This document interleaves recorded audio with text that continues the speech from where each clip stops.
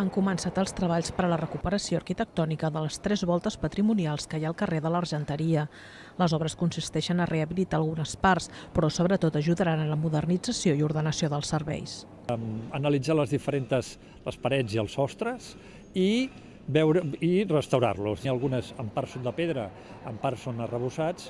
Alguns d'aquests arrebossats estan en molt mal estat. I en el cas de pedra, es neteja la pedra, es rejunten els casos que s'hagi de rejuntar i es deixen amb la pedra que s'entén que hi havia en el seu moment.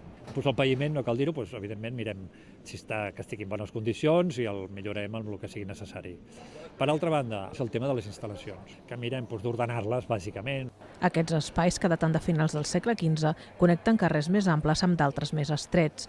També s'instal·larà un nou enllumenat per tal de millorar la seguretat a la zona. Estem mirant també, valorant si posem algun detector volumètric, de manera que tingui una llum habitualment més baixa, però que en canvi quan hi hagi algú que comenci a entrar en el pas faci la llum més forta, de manera que sigui més segur, més agradable al passar-hi. Aquests treballs tenen un pressupost de 90.000 euros i està previst que finalitzin a la primavera.